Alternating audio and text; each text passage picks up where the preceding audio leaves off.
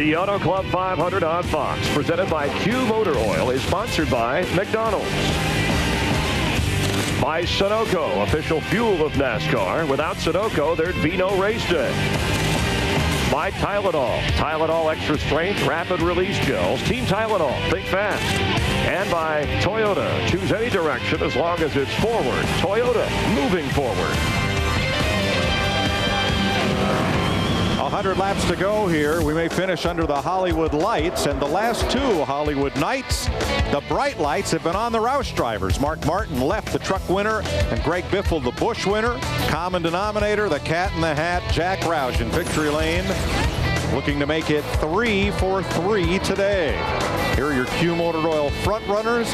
Greg Biffle has led 103 of 149 laps. Tony Stewart and Matt Kenseth, the top 3 of 6 drivers to lead laps today. So Greg Biffle is real close to locking up those 5 additional bonus points for leading the most laps of the race. And what makes that impressive is it's not just one car, it's not just 2 cars, it's all his cars are running up front and winning races. Kind of like 2005. Yeah, just like it's all over. Deja vu again, all over again. Greg Biffle, the Jackson Hewitt National Guard Ford. That's the National Guardsman of the Year. Yet to be determined, but that's whose face will be on the hood of Biffle's car. That's what they're promoting. Last year in the 2 Nextel Cup races here, Biffle's finishes 1st and 2nd. Well, he's not hurting his average right now. He is 10 seconds in front of teammate Matt Kenseth. Right there with Mark Martin as he trying to lap Sadler. You know, I'm going to tell you what, though, the one guy that has snuck up on this bunch, we talked about him a little ago, we're riding with Casey Kane. He started back in 13th. He's sitting there in the 4th position. Now, he's working with a new crew chief this year, Kenny Francis. Tommy Baldwin left and went to Yates Racing. But this is that Dodge Charger. This is the car that this group struggled with last year. But I know a lot of testing over the winter. Looks like they maybe have got this thing figured out in race trim. Boy, that baby's right now, Larry. He's running 4th, and he's moved up through there, and he's looking good. Casey Kane in 4th, Carl Edwards in 5th. Steve Burns has both their pits. Thanks, Mike. Casey Kane finished 2nd here in September of 2004. Now you see Kane in the 9. There's Carl in the 99. Their cars both have the same handling characteristics right now. They're both just a little tight in the center of the corners. It just doesn't want to turn that well in both race cars. And just remember, tight is when they go down in the corner, they turn the steering wheel, but the car really doesn't turn with the steering wheel. But I think one reason these cars are starting to get tight, we've been talking about the weather, we've been talking about the cloud covering, and the ambient temperature has not changed that much, but it's the track temperature that has cooled down from about 93 degrees to the mid-80s. That gives the car more grip, but it also makes the car a little tighter, a little pushier. Darrell, this track is so wide. How much can changing your line through the corners affect the handling and work through a push or help a car that's loose? Oh, that's huge. I mean, anytime your car goes through some kind of weird change and you're not prepared for it, or the car is not reacting like you want it to, you got to search around. You got to listen to your spotter. So-and-so's running really quick around the top. Try that. Run the bottom. You just run a few lines here, and they give you lap times to tell you, okay, that's better. Run there. In Greg Biffle's case, there is just about any place he wants. Well, right now it's right on that white line, and of course that's the fastest, best place to run. Shortest distance around this joint is right around the bottom. Our last singular virtual crew chief question: can Greg Biffle do the double at California this weekend? You said no, by a margin of 5-3. Pretty hard on it right now with about 96 laps to go, but a couple more pit stops to make. Let's go to the leaders pit. Matt Yoakum. Mike, part of that 62% is says Biffle won't sweep the weekend. May not be happy to know that the car is good. He says they feel like they've fixed the issue that he had on entry, where it was too free on entry. His other big concern, though, he was wanting to know if the guys trying to chase him down were caught up in traffic, meaning, you know, his teammates, Matt Kenseth and Mark Martin, whether they were dealing with lap cars cars that may give the Biff a little bit of an advantage on the racetrack, and his spotter Joel Edmonds said, nope, they have clean air just like you do. Dick? In 2003, Tony Stewart led 100 laps here at the California Speedway, but the engine broke while he was leading. Today, the problem, a flat left front tire while he was in contention, in 5th position.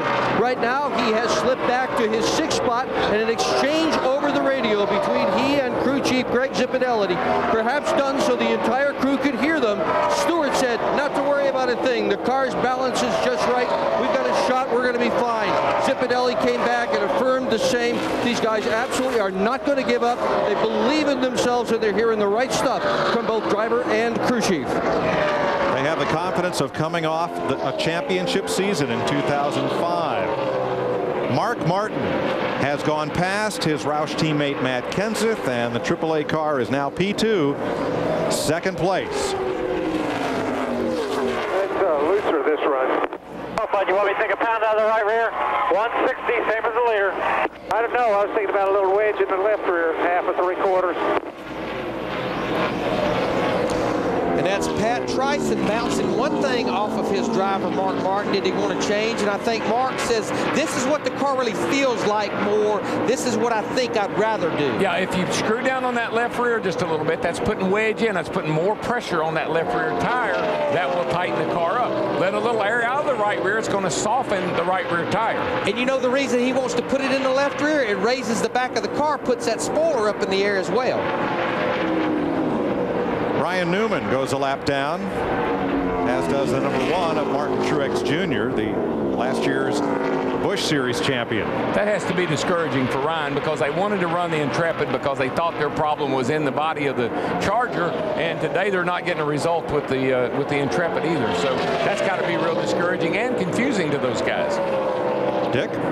Well, at least Ryan Newman has had a consistent problem all day long, Darrell, and that is that the car has pushed right from the beginning. It's just tight everywhere, and no matter what they have done to that car on pit stops, it has not loosened the number 12 up for Ryan Newman. Well, what the contradiction to that would be, or the irony of that would be the fact when they built the Charger, it put more front downforce in the nose, which settles the nose down. That's the reason they started wanting to go back to this car, is to try to get the balance back, as you see Carl and Roger Penske there up on the spotter stand. Well, I think something's going on, though, because even the 2 car now, Busch is all the way back to 14th. So those 2 cars are not performing in the middle part of the race here like they did in the beginning. Long runs, adapting to changes in the track and track temperature. Roger Penske was a world-class sports car driver and then became a captain of industry. To this day, they call him the captain. Penske Speedways built and operated this racetrack, among others around the United States. As he tries to get his cars back to the front, Roger is hands-on with this and his other race teams.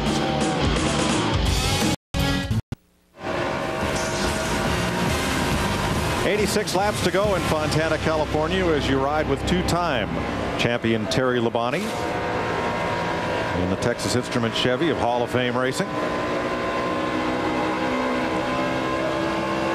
Greg Biffle at 164 laps, your leader by a very steady 10.5 seconds over Mark Martin. But Matt, is all well in the Biffle camp? His car is running about a 10th a lap faster than Mark Martin, but he came on the radio back on lap 159, Mike, and told his team that he believes he has some kind of problem with his car. Hey, Matty, I thought it was just me, but the motor's labored down the backstretch. Like it's running out of gas. And he said that the gauges are all fine. And then he came on 3 laps later, DW, and he asked his spotter, Joel Edmonds, what does the flag look like on the backstretch? Am I running into the wind? And his spotter said, absolutely. Yeah, Matty, that's what I was going to tell you. I just was when he said that. I've been going down the back straightaway here before you get those Santa Ana winds.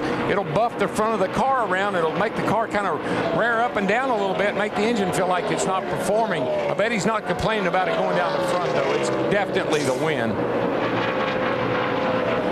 No complaints down the front, DW, but he does say that the fuel pressure gauge is balancing. It's fluctuating between about 5.5 and 6 to 9, so that is giving him some concern. And we talked about those gauges on the dash a while ago. They have a fuel pressure gauge in there, and it should probably reach somewhere around 6 to 7 pounds. And that sometimes can tell the driver if he's running out of gas, as the fuel pressure will start fluctuating. And on the dash panel, that's probably the most inconsistent gauge you have. That sucker will, you want it to never go below 5 or 6, but it'll sit there and bounce all day long. So I don't think he's got a problem with anything. He's probably just running so good, leading the races. Man, I hope nothing's going wrong. Well, ever since he called in and asked that question, every lap since, Biffle has been the fastest car on the racetrack. So if he's got a problem, that's the kind of problem you want to have. If he's got a problem, everybody else's is worse. Greg Biffle has clinched the 5 bonus points for leading the most laps today. Mark Martin in a solid second, 11 seconds back, but unable to gain any ground on Biffle right now. No, actually, Edwards and Carl Edwards is a little bit quicker than Mark, and Casey Kane's right there real close by. Those first 5 or 6 cars are all about the same speed other than Biffle. Now, Tony Stewart, the 20 car running in the 5th position, had that left front tire going down a while ago. He should be coming to pit road here pretty quickly. Here he looks comes, like he's going to hit pit road now, about 10 laps shy of the leaders, because that's when he had to pit earlier. 55 miles per hour here on pit road after being out there racing at over 180. So Stewart's hope for a caution flag to put him back on sequence did not pay off for him. It'll be some time before the rest of the leaders have to make a green flag stop. Now, we say 55 miles per hour. They do not have a speedometer in that car. They have to do it by RPM that they got under the pace laps, Dick Berger. Well, crew chief Greg Zipadelli asked his driver if there was anything they could do to the car on this pit stop to help him to make the car better. Stewart told him he had to be honest, that the car was just right. Don't change anything at all. So he's got 4 fresh tires, and off he goes. And the entire crew that started this day is still working on the car despite that injury. Casey Mears also in for 4 tires and fuel. If you'll remember, he thought he had a tire problem the same time Stewart did. We got the report that there were no tire problems. That's the reason he's in on pit road. Now, what Casey Mears, Tony Stewart needs it to do again, just like a while ago, is cycle through these green flag stops. But pretty much, I think everyone wants to see a caution except this man right here, Greg Biffle, in the 16. The last yellow flag was 81 laps ago. We've only had 2 today, both for debris. The first at lap 31, the second at lap 88. Well, because the track's so wide and you get so strung out here, cautions are far and few between in the middle part of the race. It's amazing. Pushing toward 400 miles in this race, all 43 cars that started this race are still running. But don't forget about engine attrition. We get in the latter stages of this race. 4 Roush Fords in the top 5, along with the Dodge of Casey Kane.